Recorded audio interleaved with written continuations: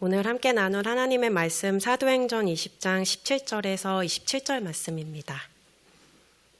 사도행전 20장 17절에서 27절 말씀 교독하시겠습니다. 바울이 밀레도에서 사람을 에베소로 보내어 교회 장로들을 청하니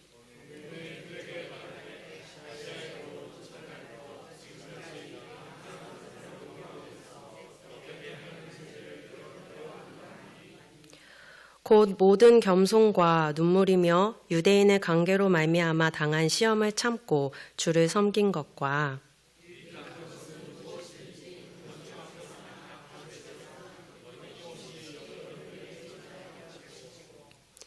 유대인과 헬라인들에게 하나님께 대한 회개와 우리 주 예수 그리스도께 대한 믿음을 증언한 것이라.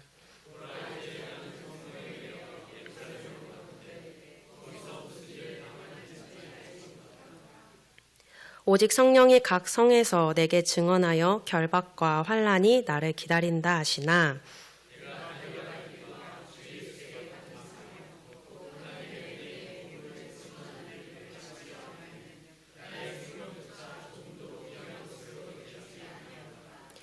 보라, 내가 여러분 중에 왕래하며 하나님의 나라를 전파하였으나 이제는 여러분이 다 내 얼굴을 다시 보지 못할 줄 아노라.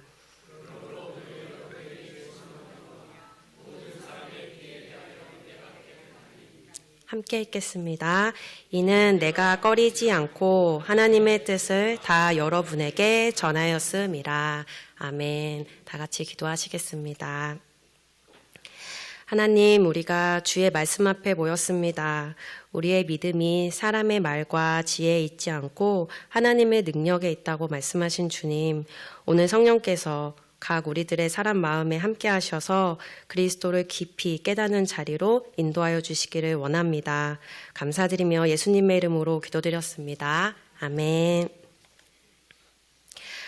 사도 바울은 오순절 전에 예루살렘에 이르기 위해서 서둘러 가는 중에 밀레도에서 사람을 보내어 에베소 교회의 장로들을 밀레도로 초청합니다.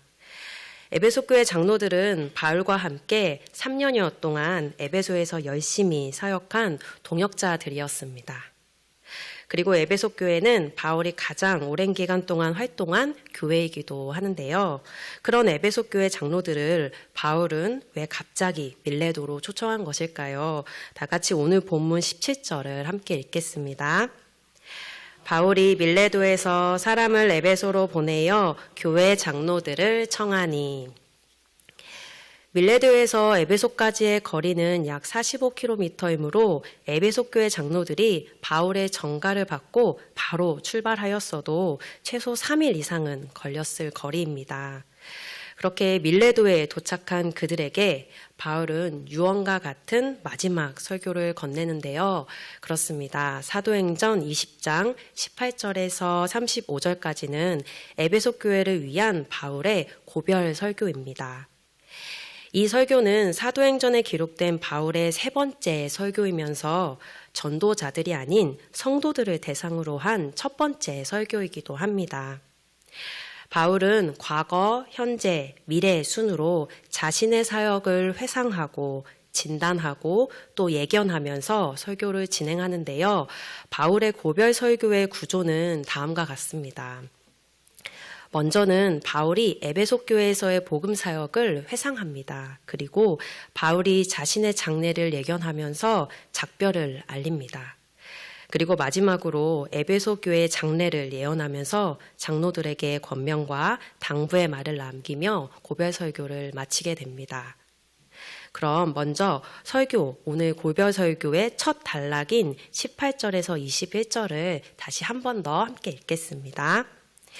오매 그들에게 바라되 아시아에서 들어온 첫날부터 지금까지 내가 항상 여러분 가운데서 어떻게 행하였는지를 여러분도 아는 바니 곧 모든 겸손과 눈물이며 유대인의 관계로 말미암아 당한 시험을 참고 주를 섬긴 것과 유익한 것은 무엇이든지 공중 앞에서나 각 집에서나 거리낌이 없이 여러분에게 전하여 가르치고 유대인과 헬라인들에게 하나님께 대한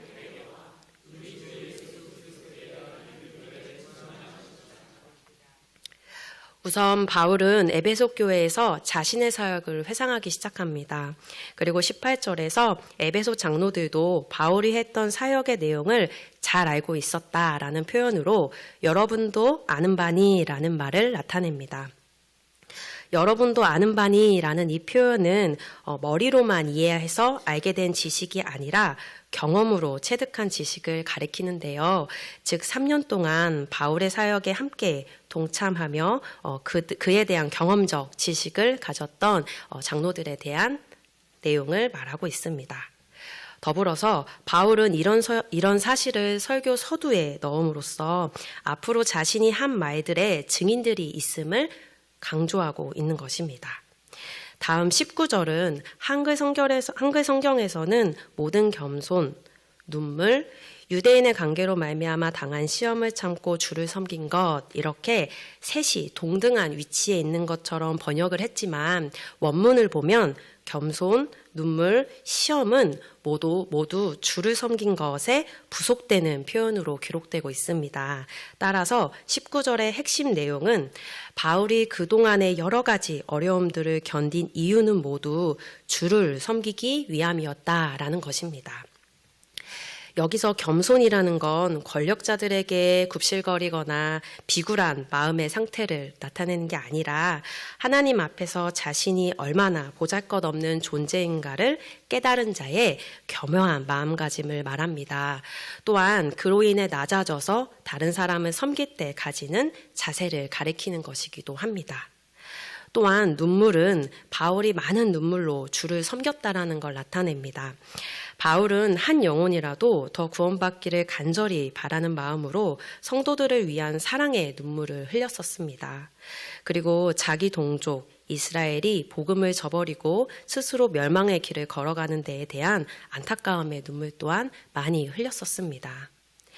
그럼 다음에 등장하는 바울이 유대인들의 관계로 말미암아 당한 시험들은 또 어떤 것들일까요?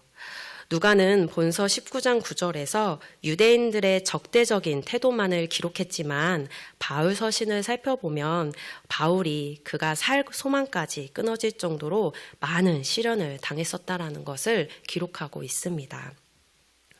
이처럼 바울이 모든 겸손과 눈물 그리고 힘든 시험들을 견디고 참아냈던 이유는 바로 주를 섬기기 위함이었다라는 걸 에베소 교회 장로들은 모두 알고 있었습니다.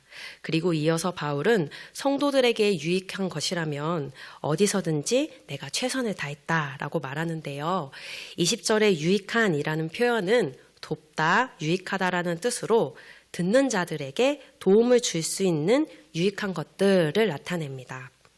그리고 그 유익한 것들이란 죽을 수밖에 없는 자에게 영원한 생명을 얻게 하는 구원에 대한 소식, 바로 복음을 가리키는 것인데요. 바울은 이 복음을 전하기 위해 회당이나 두란노 서원과 같은 공식적인 장소는 물론이거니와 개인의 집을 방문함에 있어서도 거리낌이 없었다라고 이야기하는 것입니다. 또 여기서의 거리낌이란 아래로 피하다, 아래로 물러서다라는 뜻으로 보는데요. 이 본절에서는 움츠리다 또는 겁내다, 위축되다라는 뜻으로 이해할 수 있습니다. 이것은 바울이 복음을 선포하는 데 있어서는 장소와 관계없이 그리고 전혀 물러섬이나 위축되는 것이 없었다라는 걸 나타내고 있습니다. 그리고 21절에서 바울은 하나님께 대한 회개와 예수 그리스도에 대한 믿음이 복음의 핵심이다라고 명확하게 밝히는데요. 여기서의 회개는 마음의 변화, 회심이라는 뜻으로 자신의 잘못이나 악행을 혐오하기 시작하면서 보다 나은 삶으로 변하기로 결심한 자들의 마음의 변화를 가리킵니다. 그러므로 하나님께 대한 회개란 자신이 지었던 모든 죄를 인식하고 또 자백하며 하나님께 돌이키는 것을 의미합니다. 그리고 믿음이란 신앙, 확신을 뜻하는 것인데요. 하나님과 자신의 관계에 대한 확신을 가리키는 것입니다. 예수 그리스도를 나의 새로운 주인으로 모시고 그분에 대한 믿음과 신뢰의 관계를 맺으며 살아가는 상태가 바로 이 믿음의 모습인 것이죠. 따라서 믿음은 그리스도 예수와 새로운 관계를 맺는 것을 가리키는 것입니다. 결론적으로 바울이 전한 복음의 핵심은 자신이 하나님 앞에 죄인이라는 것을 인정하고 하나님께 회개함으로 이제는 예수 그리스도를 나의 주인으로 모시고 살아가는 것이 유일한 구원의 길이라고 고백하며 살아가는 것이라고 말하고 있습니다. 그리고 바울은 이 복음을 유대인과 헬라인들에게 증언했다라고 말하는데요. 이방인들은 자신들도 신을 섬기는 사람들로서 모두 다 하나님을 안다고 말했습니다. 하지만 로마서 1장을 보면 그들이 신이라고 섬긴 것은 하나님이 아니라 하나님이 지으신 피조물들에 불과했습니다. 하나님을 썩어질 사람과 짐승과 버러지 형상의 우상으로 바꾼 것입니다. 그리고 눈에 보이는 이 세상의 것들 또는 그런 가치관들을 예수님보다 더 사랑한다면 그것은 전부 우상이라고 말하고 있습니다. 반대로 유대인 또한 그 누구보다도 하나님을 잘 안다고 생각한 사람들이었습니다. 유대인들은 하나님의 계시를 받은 민족이었기 때문입니다. 그러나 그들 역시 죄로 눈이 가려진 사람들이었기에 하나님의 아들이신 예수님을 알아보지 못하고 도리어 그를 십자가에 못 박아 죽여버리고 말았습니다. 이처럼 헬라인이나 유대인이나 모두 다 죄 아래 가두어진 사람들이었습니다. 그러므로 전도란 내가 세상의 창조주를 몰라보고 또 배척하고 심지어 죽기까지 싫어하는 죄인이라는 사실을 먼저 깨닫는 것에서부터 시작되어야 합니다. 포도원을 만든 주인이 새를 주었는데 새를 받으러 온 주인의 종들을 죽이고 마지막에는 주인의 아들까지 죽여버린 자가 바로 나 자신이라는 걸 자각해야 한다는 것입니다. 그래서 전도를 할 때는 우리는 불편하지만 사람은 모두 하나님 앞에서 본질적으로 죄인이라는 이 죄 지적이 없으면 안 됩니다. 이 전제가 인정되지 않으면 그 다음으로는 도저히 넘어갈 수 없기 때문입니다. 진멸받아 마땅한 자들을 하나님께서 그의 아들의 희생으로 구원해 주셨습니다. 내가 구원받지 못할 죄인인 것을 아는 사람이라면 이 소식이 너무나도 기쁘고 또 감사한 생명의 메시지가 되는 것입니다. 그리고 이 구원이 내 힘이 아닌 하나님의 주권적 은혜로 이루어진 은혜의 복음으로 받아들일 수 있게 되는 것입니다. 이 복음의 내용이 받아들여지면 나타나는 반응이 바로 오늘 바울이 복음의 핵심으로 말한 하나님에 대한 회개와 주 예수 그리스도에 대한 믿음인 것입니다. 그래서 이 복음의 은혜를 알고 믿는 자들만이 주 예수보다 더 귀한 것은 없네라고 찬송 부를 수 있습니다. 이 세상 부귀, 명예, 행복, 즐거움보다 주 예수가 더 귀하다는 것입니다. 예수를 믿으면 이 세상 부귀, 명예, 행복, 즐거움이 채워지는 게 아니라 나는 예수 그리스도와 그것을 바꿀 수 없다라고 선포하는 것이 바로 전도인 것입니다. 우리가 전해야 하는 복음의 핵심이 이런 내용들이기 때문에 이 복음을 제대로 전하는 사람에게는 무엇이 따를까요?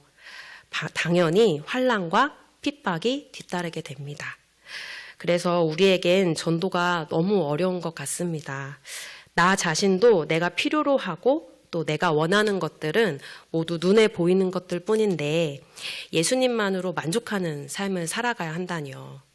게다가 이것들을 다른 사람에게까지 전해야 한다는 것은 스스로 너무 부담스럽고 또는 부끄럽고 창피한 일이 되어버리는 것입니다.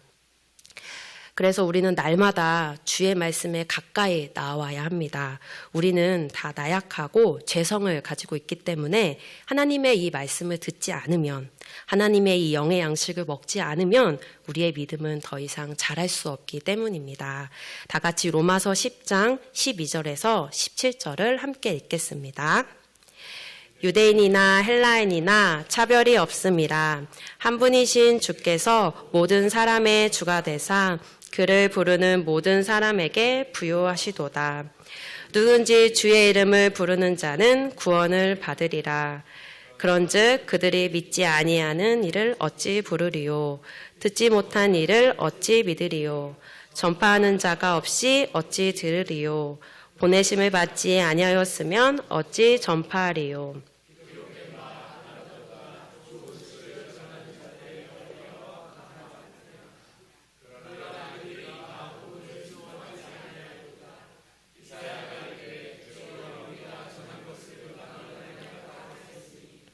그러므로 믿음은 들음에서 나며 들음은 그리스도의 말씀으로 말미암았느니라.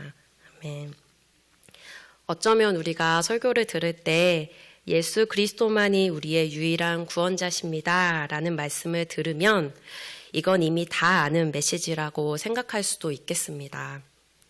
한편으로는 동일한 복음의 메시지를 매 설교마다 늘 반복적으로 전해야 하는 설교자의 고충도 상당하지만 그럼에도 믿음은 들음에서 나기에 듣지 않으면 믿음이 자라나지 않기에 예수 그리스도의 십자가 도 외엔 성도에게 유익이 되는 다른 메시지는 없기에 설교자라면 끊임없이 그리고 끈질기게 이 동일한 메시지를 전달할 수밖에 없습니다. 그러면서 선포되는 말씀을 통해 그리스도에 대한 이 이해와 사랑의 관계가 더 깊어지기를, 그리고 구원의 기쁨이 더 풍성해져 가기를 간절히 기도할 수밖에 없는 것입니다. 그리고 말씀을 또 전하거나 들을 때 우리는 그리스도인으로서 살아갈 힘과 방법을 또 얻을 수 있습니다. 사도 바울은 어떻게 전도자로서의 이 시련과 고통을 견디고 사명을 끝까지 감당할 수 있었을까요? 그의 설교를 좀 더 살펴보도록 하겠습니다. 바울의 고별 설교 두 번째 단락은 바울이 자신의 장례를 예견하면서 에베소 교회 장로들에게 작별을 고하는 메시지입니다. 다 같이 22절에서 25절을 함께 읽겠습니다. 보라, 이제 나는 성령에 매여 예루살렘으로 가는데 거기서 무슨 일을 당할지 알지 못하노라. 오직 성령이 각 성에서 내게 증언하여 결박과 환난이 나를 기다린다 하시나 달려갈 길과 주 예수께 받은 사명 곧 하나님의 은혜의 복음을 전하는 일을 마치려 하면은 나의 생명조차 조금도 귀한 것으로 여기지 아니하노라. 보라, 내가 여러분 중에 왕래하며 하나님의 나라를 전파하였으나 이제는 여러분이 다 얼굴을 다시 보지 못할 줄 아노라.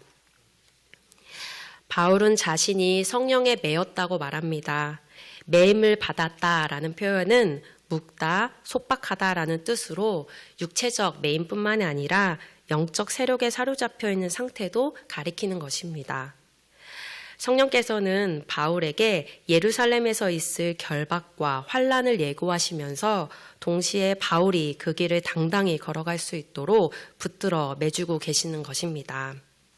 그럼 바울이 앞으로 받게 될 환난과 결박은 어떤 것들일까요? 결박은 띠, 끈 또는 쇠사슬이라는 뜻으로 속박당한 상태, 즉 투옥을 상징하는 것입니다.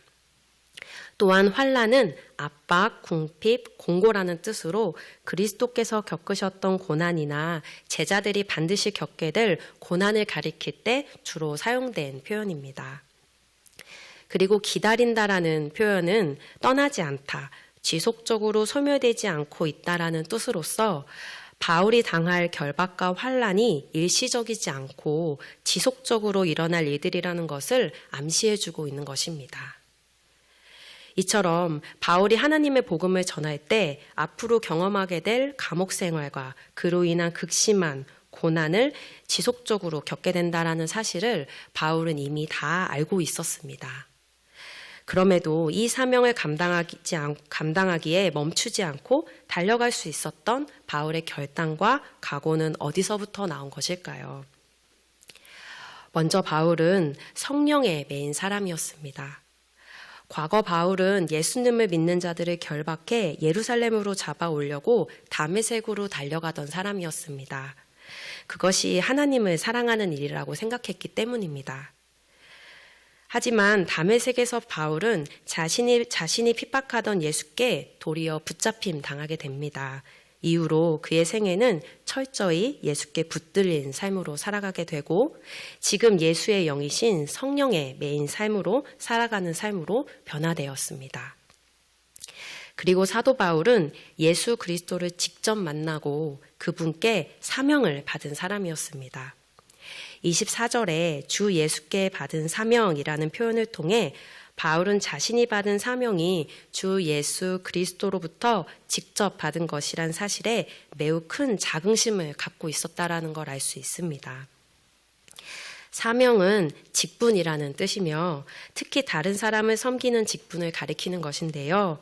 바울은 자신의 복음을 통해 다른 사람을 섬기도록 하나님으로부터 나는 부름받았다라는 분명한 소명의식이 있었던 사람인 것입니다.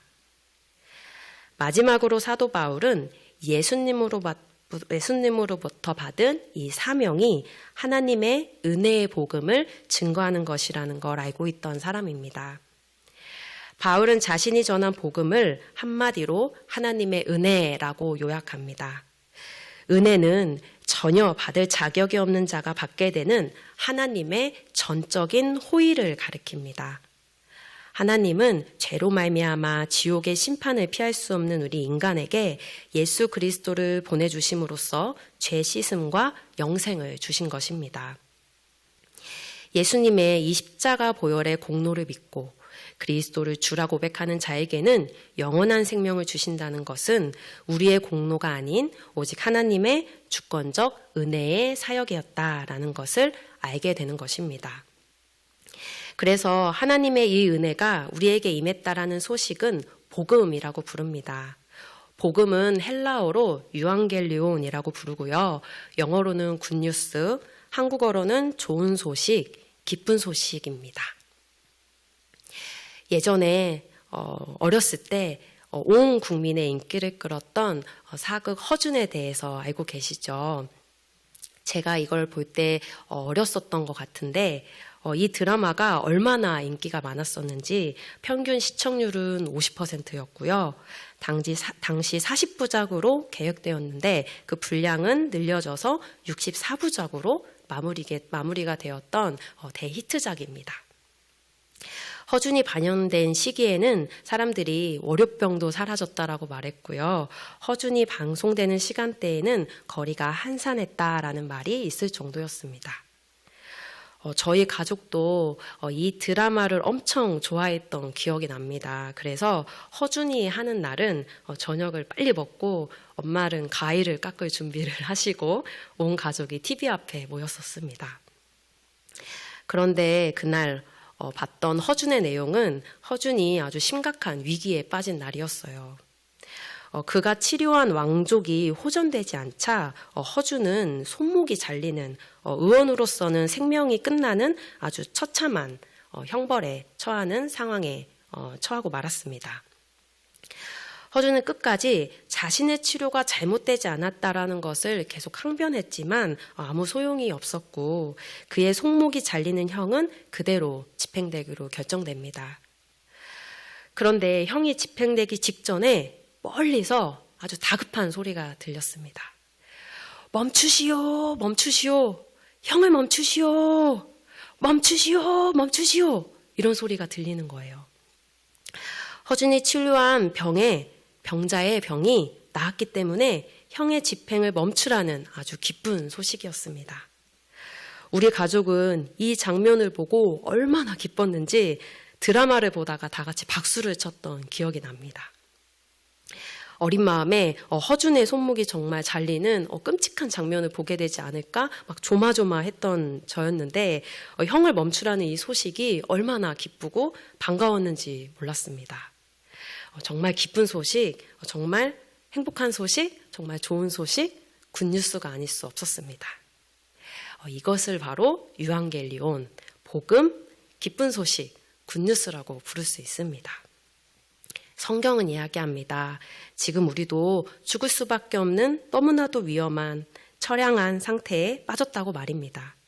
하지만 죄에 빠진 우리는 이 상태를 모르고 영원히 살 것처럼 또는 하나님은 이 세상에 없는 것처럼 살아갑니다.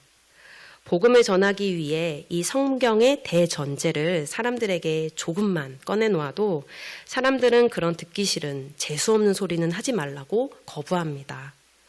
오히려 너는 예수 믿고 잘된 일이 무엇 있냐며 정신 차리라고 걱정과 무시를 하기 일쑤일 때도 있습니다. 그래서 오히려 반대로 기독교인들이 예수 믿고 잘된 일이 있다고 간증하는 일들도 많이 있습니다. 예수 믿고 병고침 받고 세상에서 또 높아지고 원하는 대학이나 직장에도 들어가고 좋은 집안과 결혼하고 많은 재물도 얻었다라고 자랑합니다. 그러면서 우리 교회에 나와서 예수 믿고 이런 것들을 얻고 문제를 해결보라고 소개합니다. 하지만 이것만이 복음의 진정한 내용이 될 수는 없습니다. 우리가 전해야 하는 복음의 내용은 반드시 이런 것만은 아닙니다. 이 세상이나 세상에 속한 것들은 영원하지 않습니다. 예수님께서 만드신 나라만이 영원합니다. 라고 담담하게 고백하면서 살아가는 것이 바로 전도입니다. 또한 우리 모두는 예수님의 통치, 예수님의 인도를 받으며 살아가야 합니다. 라고 말하는 것이 전도이자 선교입니다. 그리고 이런 고백을 하기까지 하나님께서는 자신의 백성들을 얼마나 많은 인내와 고난으로 단련시키시는지 모릅니다. 이 세상 자랑도 내려놓게 하시고 또 이 세상 소망도 내려놓게 하십니다. 자신의 백성을 오직 주 예수 그리스도의 이름 앞에 무릎 꿇게 만드십니다. 이것이 죄인인 인간이 하나님 앞에서 생명을 얻는 유일한 길이기 때문입니다.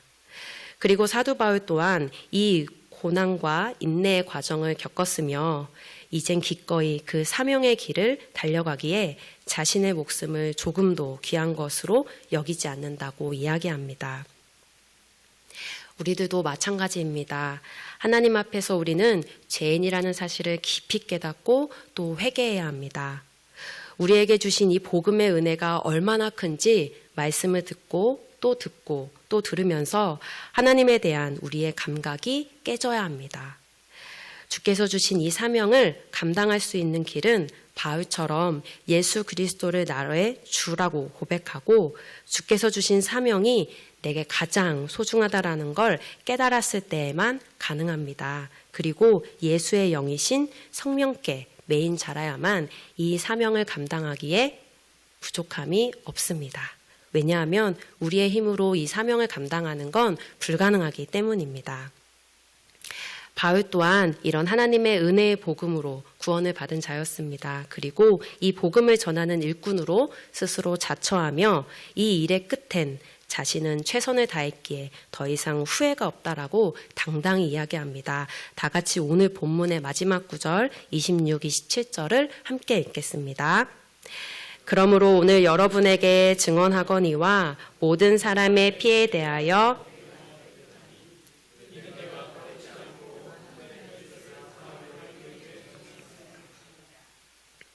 바울은 자신은 복음을 증거한 곳의 모든 사람들의 피에 대하여 깨끗하다라고 이야기합니다.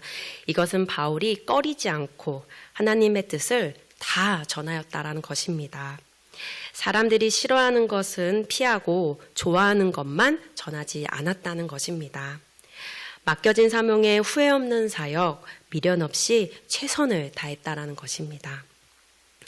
바울은 이제 자신의 몫을 다 행하였습니다. 그리고 이제 이 복음의 소식을 지키는 것, 그것에 따라 살며 가감없이 그것을 계속 전하는 것은 우리 교회들의 몫입니다.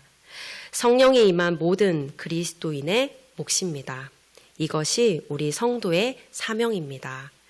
이 세상보다 주님의 나라가 더 좋다라는 것을 증거하시면서 하나님에 대한 회개와 주 예수 그리스도에 대한 믿음을 증거하며 살아가는 우리 우면동 교회의 사명입니다.